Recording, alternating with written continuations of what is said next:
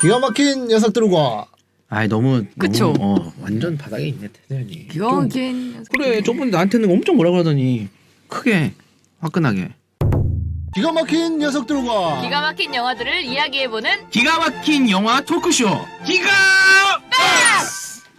지금 시작합니다. 네, 저는 조피디입니다. 네, 인사 한 번씩 하시죠. 네 저는 최배우입니다. 네 황대리입니다. 네, 안녕하세요. 영화 똥멍청이 이원천 작가입니다. 네, 반갑습니다. 결혼 이야기의 첫 녹화가 녹화에 문제가 생겨서 저희가 이제 재녹화를 하게 됐는데 어차피 저희가 지금 하는 녹화가 처음이다라고 생각하시고 또 보시는 분들도 이거 처음 보시는 건데 굳이 전을 너무 의식하지 않고 하셔도 되겠다. 네. 그러면 좋겠다라는 너무 시작부터 그렇게 하려고 차분한 거 아닙니까? 이제는 그 얘기 안 해야 되겠다 하고 있었는데 네. 괜히 그런 얘기 해가지고 사람 저녁들게 네. 그럼 오늘 이야기 해볼 영화 어떤 영화죠? 모르겠네 도대체. 결혼 이야기라고 하셨잖아요. 네 오늘 영화는 2019년 11월 27일 개봉한 결혼 이야기입니다. 연극 배우이자 감독인 찰리와 영화 올 오버 더 거리 히트를 치며 스타로 떠오른 배우 니콜. 니콜은 찰리를 보자마자 사랑에 빠져 LA에서 결혼을 하고 둘은 뉴욕에서 8살 아들 헨리와 함께 살고 있습니다. 그러던 중 극단의 미래가 중요한 찰리와 시간이 지날수록 자신의 삶에서 자신이 점점 작아진다고 느낀 니콜은 더 이상 결혼 생활을 이어가지 못함을 느끼고 덤덤하게 이혼을 준비하게 됩니다. 변호사를 선임하지 않고 왕만하게 합의 이혼을 하려던 중 니콜은 찰리의 외도를 눈치채게 되고 변호사 노라와 함께 이혼을 준비하게 됩니다. 부부에게 변호사가 생기게 되면서 그동안 있었던 그들의 이야기들은 서로를 상처주고 괴롭히는 화살로 변하고 파경을 맞게 됩니다. 이혼을 결심한 이들은 헨리의 양육권 문제로 결국 법정까지 가게 되며 LA와 뉴욕을 오가는 이혼 소송을 시작하게 됩니다. 네, 네. 잘 들었습니다. 잘 들었습니다. 그러면 뭐 기본 정보 황 대리님 한번 쫙 읊어주시죠. 네 결혼 이야기입니다. 2019년 11월 27일 날 우리나라에서 개봉을 했고 2주 뒤에 넷플릭스에서 공개가 됐습니다. 아시는지 모르겠지만 넷플릭스 영화의 한국 개봉을 이제 메가박스에서 담당하고 있습니다. 뭐가 다른 거죠?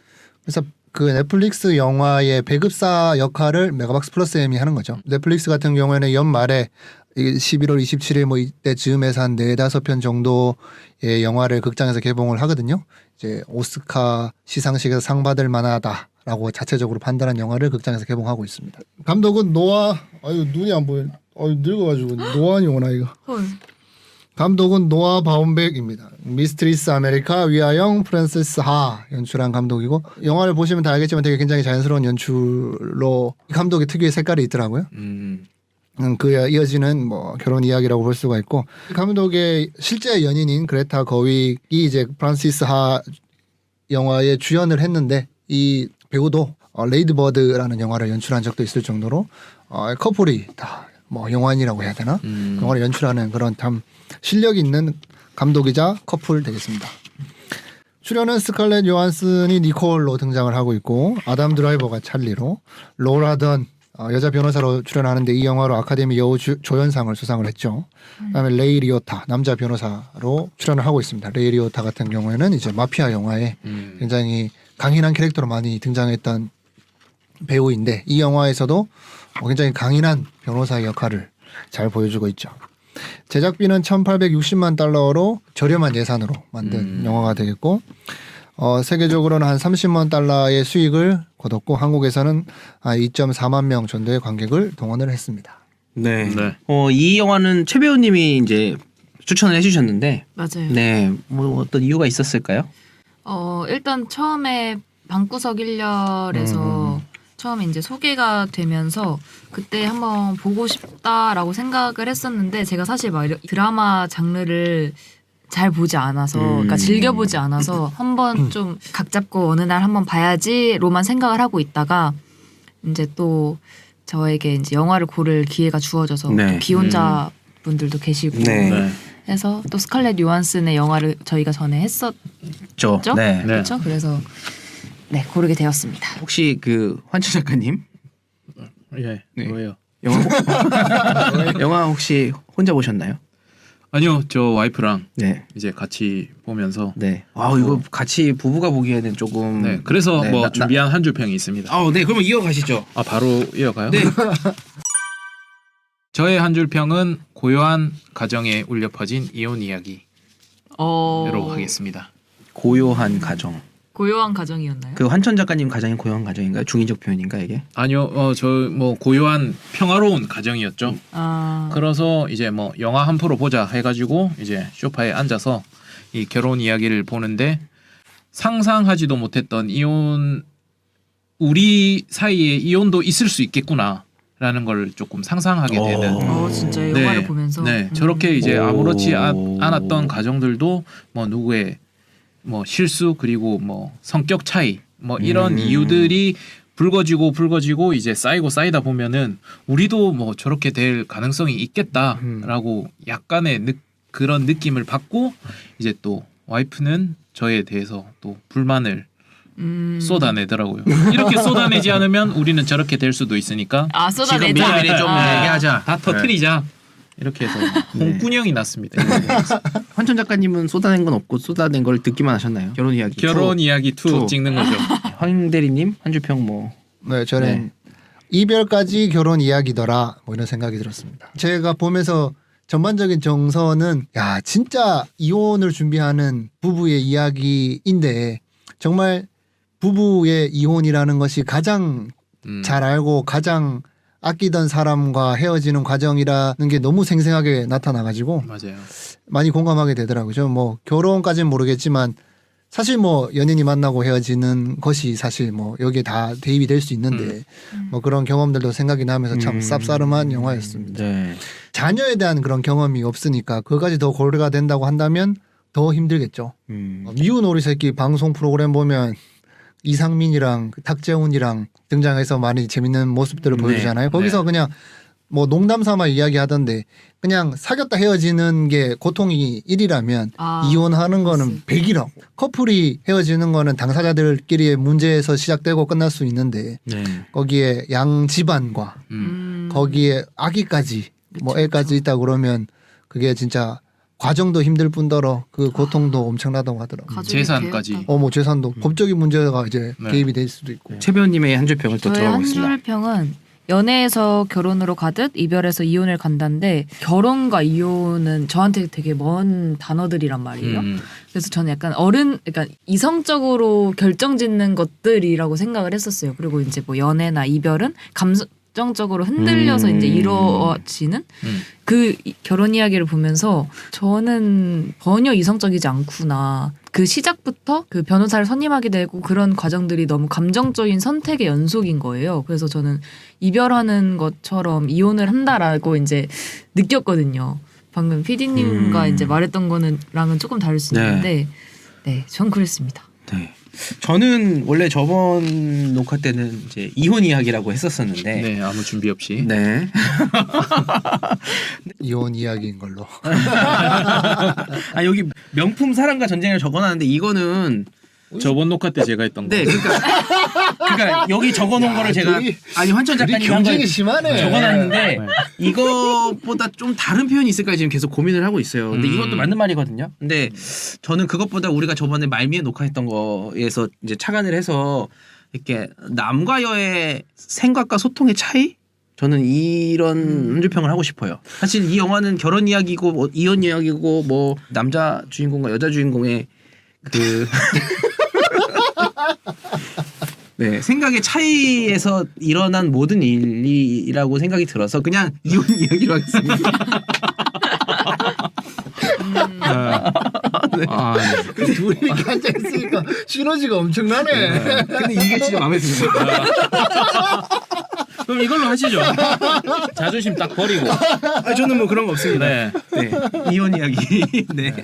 제목에 결혼 얘기가 나오지만 사실은 처음부터 끝까지 이혼을 준비하고 이혼을 하는 이야기가 이 영화의 주였기 때문에 네, 이혼 이야기라는 게 저의 한 줄평입니다. 이 영화는 결혼하신 분과 결혼하지 않은 분이 또 이렇게 보는 거에 관점도 다르고 생각도 다르고 아이가 있는 집과 없는 집 그리고 맞아요. 또 한국적 정서와 또 여기 미국적 정서 이런 거에 따라서 아주 여러 가지 방면에서 생각이 다를 것 같아요. 그래서 맞아요. 영화 볼 때는 아이가 없는 집이었는데 네, 그쵸. 지금 맞아요. 아이가 있는 집이 되었네요. 네, 맞습니다. 이게 되게 굉장히 큰 차이인데, 근데 사실은 아직 저는 덜 실감이 나서 사실은 아, 그쵸. 뭐 제가 제대로 안아보지도 못하고 코로나 때문에 지금 만나지도 못하고 있는데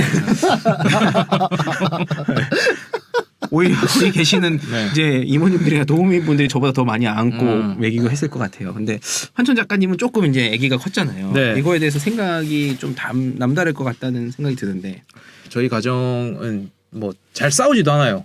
뭐 와이프랑 진짜 잘 지내고 막 서로 근데 맞춰주는 거겠죠. 이 뭐 조금 싫은 면이 있어도 맞춰주고 있는데 이 영화를 보면서 이제 이렇게 우리가 그냥 맞춰주다가 그리고 우리의 불만을 그냥 이렇게 쌓고 쌓다가 저 커플처럼 될 수도 있겠다라는 그런 생각이 문득 들기도 하면서 이혼을 상상을 해봤어요. 우리 커플이 이혼을 딱 하게 되었다 하면은 진짜 저 정도로 진짜 끝까지 변호사 선임해가지고 서로의 잘못을 헐뜯어가면서 상처를 내면서 남는 것 없이 네. 저렇게 싸울 것이냐 아니면 영화에서처럼 커플이 초반에 우리는 변호사 선임하지 말고 그냥 깔끔하게 이혼을 하자 이렇게 될 것이냐를 두고 고민하다가 뭐 우리 커플은 그냥 변호사 없이 그렇게 그냥 좋게 이혼하지 않겠나 라면서 이야기가 점점 흘러가다 보니까 아니 그럼 난 변호사 선임할래.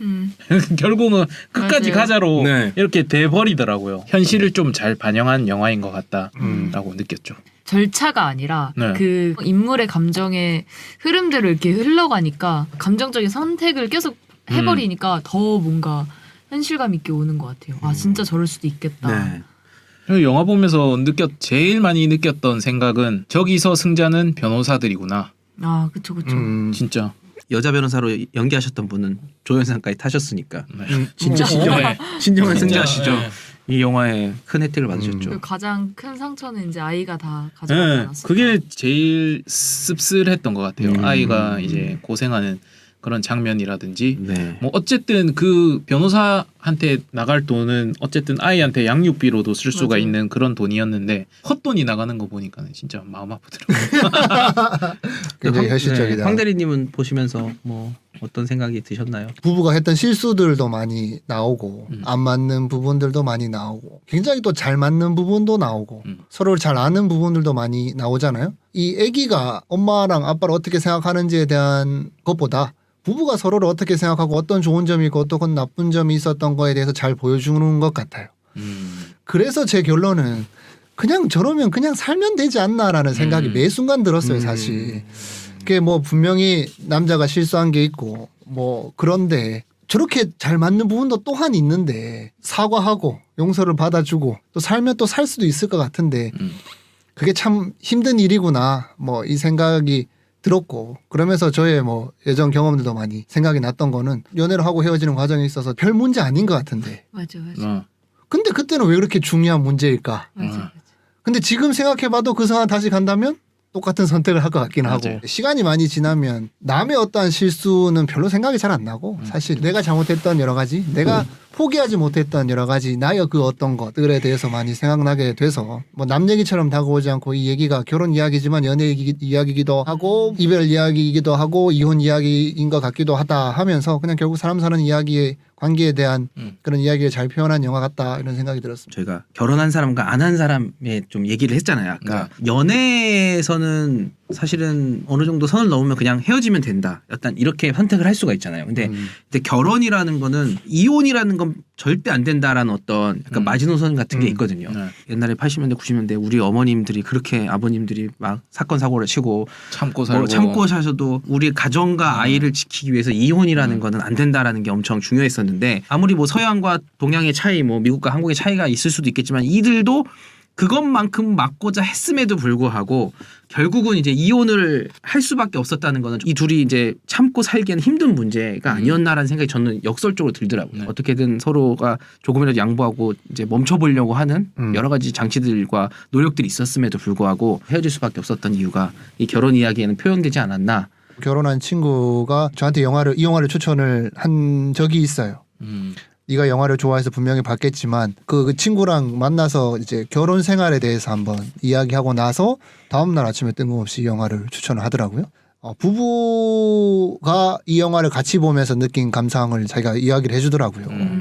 그래서 뭐 부부라는 것이 이렇고 가정이라는 것이 이렇고 네가 뭐 이래야 되고 이렇게 많이 이야기를 해준 기억이 있는데 궁금하긴 해요. 결혼을 한 입장에서. 특히 또 이걸 부부가 같이 보면 손바닥을 치면서 본다던데 네, 맞아요. 이게 야 어떻게 저렇게 잘 표현했을까 뭐 이런 이야기를 한다던데 다음에 다시 보게 될 이 영화가 기대되는 뭐 그런 작품인 것 같습니다. 유일한 여기에 이제 여자분으로서 우리 이제 남자 셋이 있는데 네. 요 결혼 이야기를 보시면서 어떤 쪽이 더 이해가 가고 어떤 쪽에 뭐 공감이 가고 뭐 분노가 아. 됐다 이런 거 혹시 최변님 있으실까요? 누구의 잘못도 아니고 네. 그냥 뭐 누가 잘하고 누가 못하고 분명 이제 찰리의 외도는 잘못되었지만 네 그건 잘못되었. 그럼 이제 공격이 들어간 거잖아요 남자들한테. 이게요? 네 약간 이거죠. 저 외도 안 했는데요. 그게 아니라 이제 변호사들의 논리에서 어쨌든 여자 쪽에서 아. 이 공격 포인트였던 거잖아요 어떻게 보면. 찰리의 외도는 잘못되었다. 네. 하지만 뭔가 그게 이혼의 시작이 아니잖아요. 네. 그러니까 네. 찰리의 외도는 약간 지금 이제 뭐 좀 잦아들려는 불씨에 약간 기름 부은 느낌. 힘을 실어준 네. 느낌이. 그러고 이제 처음에 그 불씨가 생성된 거는 찰리의 외도 때문은 아니었으니까. 근데 전 그 시작이 중요하다고 네. 생각을 하거든요. 어쨌든 한 번 그게 생기기 시작하면은 끝도 없이 커질 수밖에 없는 거니까 그런 걸로 따졌을 때는 뭐 누구의 잘못도 아니어서 더 어려운 게 아닌가. 영화를 보는 예. 이해하고 감정 예. 이입하는 게. 그래서 저 약간 그 조피디님 얘기랑 이제 작가님 얘기 들어보면 이제 결혼을 하셨으니까 이해되는 것들이 있고 네. 그러니까 이렇게 느껴지시잖아요. 근데 저는 연애랑 약간 연관이 지어져요. 그러니까 네. 결혼을 안 해봤으니까 네, 네, 비혼자와 기혼자의 차이. 그렇죠. 경험에서 나오는 네. 겪어본 것과 안 겪어본 것 차이가 있죠. 그래서 약간 꼭 결혼한 사람이 아니어도 약간 이 영화가 공감이 어떻게든 됐던 이유가 저는 아무리 생각해도 연애와 크게 다를 게 없는 거예요. 네. 결혼자와 뭐 연애하는 뭐 비혼자 이런 차이뿐만 아니라 이게 남자와 여자의 차이에 대해서도 많이 생각을 하게 됐거든요. 이게 결혼 이야기긴 하지만 남자 왜 웃으시죠? 결혼자라고 그래서 결혼한 사람. 결혼자와 연애자. 아니, 야. 비혼자를 하려다 보니까 미혼자. 미혼자. 기혼자와 미혼자. 미혼자 뭐 미혼. 아무튼 그것도 있지만 이제 남자와 여자의 차이에 대해서 저는 굉장히 많이 경험을 했어요. 이게 왜냐면은 기존에 제가 결혼하기 전에는 이제 남녀의 정확한 차이에 대해서 인식이 좀 덜 됐던 것 같아요. 그 의사소통하는 방식이나 생각하는 방식이. 근데 이제 제가 이제 결혼하고 이제 그런 걸 많이 배우면서 남자가 이런 식으로 의사소통을 하고 생각하는구나. 여자들은 물론 이것도 뭐 감성적인 사람, 이성적인 사람의 어떤 성격에 따라 다르지만, 그쵸, 근데 이제 적어도 여기에 나왔던 그 남자 주인공 헨리 아니야 찰리. 헬리는 아들이죠. 네. 네, 찰리 헬리는 아들. 찰리의 입장을 보면서 이게 일반적인 남자들 분발해야 되겠는데 이 작가님 지금 막 계속 이제 지문을 막 계속 뺏어가네. 네. 뭐 다 100% 동감은 아니겠지만 대부분의 많은 남자들이 약간 비슷하게 생각할 수 있겠구나. 이렇게 남자는 가정을 위해서 성공을 해야 되고 뭔가 이렇게 노력을 해야 되고 그 아내와 이제 가정이 조금 자기한테 맞춰주고 좀 희생해주길 원하고. 그쵸. 예. 그러면서 내가 성공하고 내가 잘 되면 아내나 누가 얼만큼 희생했던 게 중요한 게 아니라 우리 가족이 다 잘 됐다. 어떤 이런 거를 좀 생각하는 게 보통 남자고 또 그거를 다 이해하고 있을 거라고 이렇게 뭐랄까 생각하고 사실 여자분들이 작은 단서들을 많이 던지는 것 같은데 남자들이 그거를 캐치하는 사람이 많지가 않아요. 스칼렛 요한슨이 끊임없이 자기가 뭐가 이제 힘들고 뭘 원하고 뭐가 불편하고 이런 단서들을 계속 나열을 하고 줬을 텐데 마지막 싸우는 순간까지도 제가 보기엔 찰리는 그 이해가 안 되고 인정이 안 되는 걸 보면서 전형적인 그냥 남자적인 의사소통을 하고 있었구나.